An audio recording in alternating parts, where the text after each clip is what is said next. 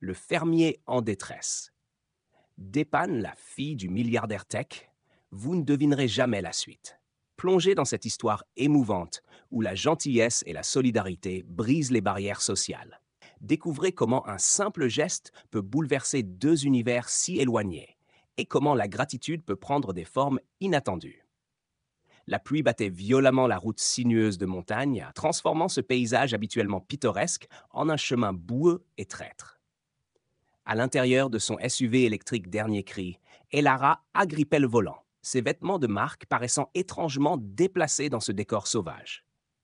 Une secousse brutale, suivie d'un silence inquiétant du moteur, confirma ce qu'elle redoutait.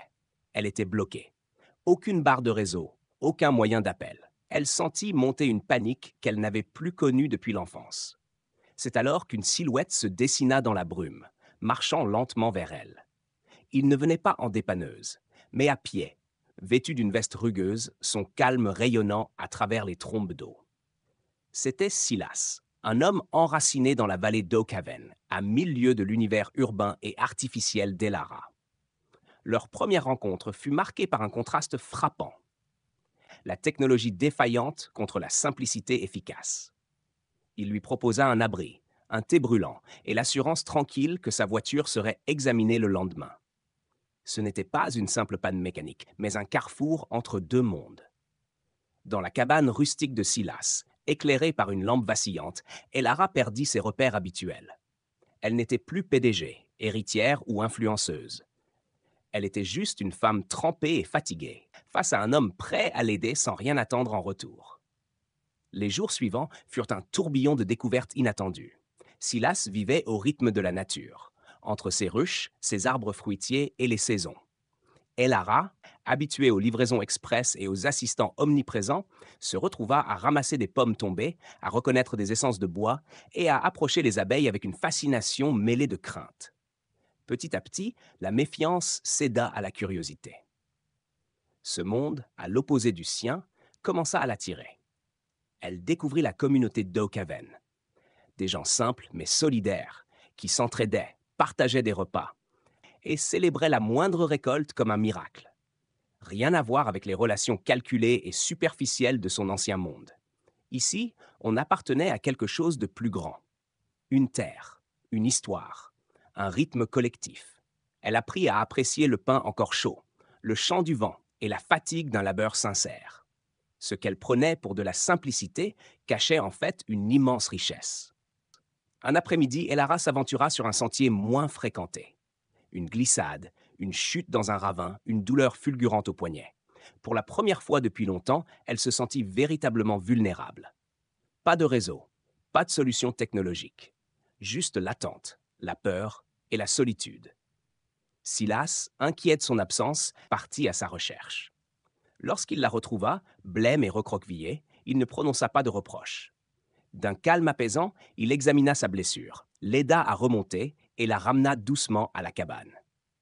Il s'occupa d'elle avec soin, enroulant son poignet dans une bande qu'il connaissait bien. La vie ici forgeait des compétences qu'aucun diplôme ne pouvait offrir. Dans cette lumière douce, entre douleur et réconfort, un lien plus profond se tissa entre eux. Ce n'était plus seulement une rencontre de deux étrangers. C'était une connexion née d'un besoin sincère, d'un geste tendre, d'une confiance partagée dans l'intimité d'un instant authentique. À mesure que son poignet guérissait, Elara s'impliqua davantage. Taille des arbres, récolte de miel, cuisine à partir de produits du jardin, elle découvrait des gestes nouveaux, une lenteur féconde.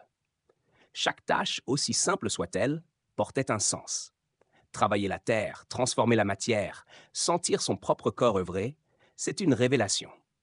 Elle n'était plus spectatrice d'une vie en flux tendu, mais actrice d'une existence enracinée. Le stress laissait place à une paix étrange, presque primitive. Son visage s'éclairait de sourires spontanés, ses gestes devenaient plus assurés. Son regard se posait avec curiosité sur les moindres détails. Cette lente immersion l'éloignait de son ancienne identité, sans regret.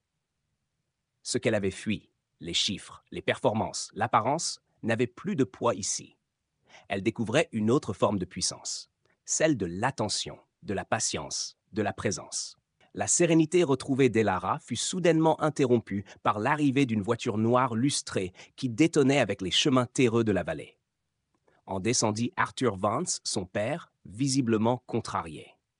Depuis toujours, il orchestrait la vie de sa fille comme un chef d'orchestre, décidant des tempos, des directions et des silences. Il avait repéré sa trace grâce à ses relevés bancaires et débarquait pour la ramener à la raison. Il s'attendait à trouver une jeune femme effondrée, désorientée, implorant son retour au confort. Il trouva au contraire une Elara rayonnante, occupée à réparer une clôture avec Silas. La confrontation fut inévitable. Arthur parla de contrats oubliés, d'investisseurs inquiets, de la folie passagère qu'était ce séjour rustique. Il évoqua la vie qu'elle devait mener, le prestige, le pouvoir, la performance. Mais ces mots n'avaient plus de prise sur Elara. D'une voix posée, elle expliqua ce qu'elle avait découvert ici. La paix, la vérité, l'ancrage. Pour la première fois de sa vie, elle ne cherchait plus à lui plaire, ni à suivre un destin tracé pour elle. Elle se choisissait elle-même, et ce choix passait par Oakhaven. Arthur repartit seul, désarçonné, incapable de comprendre que sa fille ne voulait plus de ce qu'il avait toujours considéré comme le summum de la réussite. Pourtant, par respect ou par curiosité, Elara accepta d'accompagner son père en ville pour quelques jours. Retrouver son ancien monde fut un choc. Les gratte-ciel, les talons sur le marbre, les rendez-vous pressés, tout lui paraissait artificiel. Elle remit ses robes de créateur, participa à des cocktails, serra des mains, sourit à des caméras. Mais elle se sentait étrangère. La nourriture avait perdu son goût, les conversations semblaient creuses, les regards filtrés par le calcul et l'intérêt. Elle pensait à Oakhaven sans cesse, au chant matinal des oiseaux, au goût du miel frais, au silence habité du soir. Surtout, elle pensait à Silas, à sa force tranquille, à sa présence vraie, à la façon dont il l'avait regardée non pas comme une icône, mais comme une personne. Ce court séjour dans son ancien univers agit comme un révélateur. Tout ce qu'elle croyait indispensable ne lui manquait plus. Ce qu'elle pensait accessoire était devenu essentiel. Elle n'avait plus sa place ici. Sans fanfare, sans drame, elle prit un train, un petit sac en main, et avec dans le cœur une certitude limpide, sa vie était ailleurs. Le retour à Oakhaven fut silencieux et doux. Silas l'accueillit sans grands mots, mais son regard disait tout. Elle était là, elle restait. Elara retrouva ses repères, comme si elle n'était jamais partie. Les abeilles, les arbres, la terre humide, les repas partagés. Chaque chose reprenait sa place naturellement. Avec Silas, elle formait désormais un vrai binôme. Elle apportait ses compétences en gestion, il lui transmettait son savoir-faire artisanal. Ensemble, ils rêvaient à voix haute, agrandir l'exploitation, tester de nouvelles pratiques durables, accueillir d'autres curieux de la ville en quête d'authenticité. Leur relation n'était pas basée sur la passion éphémère, mais sur une construction patiente, solide, ancrée dans le quotidien. Ils travaillaient côte à côte, se reposaient ensemble, échangeaient des idées au coin du feu. Leurs mains usées, leur corps fatigués par les tâches du jour témoignaient d'un engagement profond. Elara n'avait jamais connu une intimité aussi simple, aussi vraie. Elle n'avait plus besoin de se cacher derrière un rôle ou un titre. Elle était pleinement elle-même et profondément aimée pour cela. Lorsque l'idée du mariage fut évoquée, ce ne fut pas une décision spectaculaire, mais une évidence. Ils n'avaient pas besoin d'une cérémonie somptueuse, seulement d'un moment sincère. Sous un vieux chêne centenaire, entouré des habitants de la vallée, ils se dirent oui. Pas de traiteur étoilé, ni de photographe mondain. Juste des plats préparés avec amour, des bouquets de fleurs sauvages, des rires d'enfants et des regards émus. Elara portait une robe simple, fluide, qu'elle avait dessinée elle-même. Silas, vêtu de son costume le plus soigné, semblait à la fois élégant et fidèle à lui-même. Le pasteur du village officia avec émotion. Les vœux furent des promesses d'écoute, de partage, de soutien dans les joies comme dans les travaux. Le bal fut improvisé. Les musiciens locaux jouèrent jusqu'à la tombée de la nuit. C'était une fête humble, mais infiniment authentique. Une célébration du lien, du choix réciproque, de la vie qu'ils construisaient ensemble. Mariés, Elara et Silas s'enracinèrent davantage encore dans la vallée. Les jours étaient rythmés par le climat, les récoltes, les saisons. Elara gérait les ventes, développa un petit site pour leur miel, mit en place des ateliers pour visiteurs curieux. Silas, lui, restait l'âme du lieu, transmettant aux plus jeunes, entretenant la terre avec la patience d'un sage. Leur quotidien n'avait rien d'extraordinaire aux yeux du monde, mais chaque jour avait son éclat. Le café du matin face aux collines, les mains dans la terre, les soirées tranquilles à lire ou juste écouter le feu crépiter. Tout cela formait une richesse insoupçonnée. Elara n'éprouvait aucun manque pour son ancienne vie. Elle avait trouvé ici un luxe que l'argent ne pouvait acheter: l'alignement, la paix, la vérité. Elle ne courait plus après le succès. Elle cultivait ce qui la nourrissait vraiment.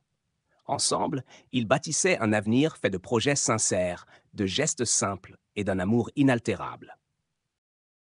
Leur histoire n'était pas un conte de fées, mais une réalité précieuse, née d'un hasard mécanique sous la pluie. Une panne, un inconnu, une cabane. Et, de cette rencontre improbable, une transformation profonde. Elara avait quitté un monde de façade pour embrasser une existence de substance. Elle avait troqué les néons pour les étoiles, les réunions pour les récoltes, les masques pour la vérité. Oak Haven n'était pas seulement un lieu, c'était un retour à soi. Et Silas, plus qu'un homme aimé, était devenu le compagnon d'une vie réinventée, un témoin de son éveil, un bâtisseur à ses côtés. Si cette histoire de rencontre inattendue et de retour à l'essentiel vous a touché, abonnez-vous à notre chaîne pour découvrir d'autres récits de métamorphoses et de liens humains inattendus.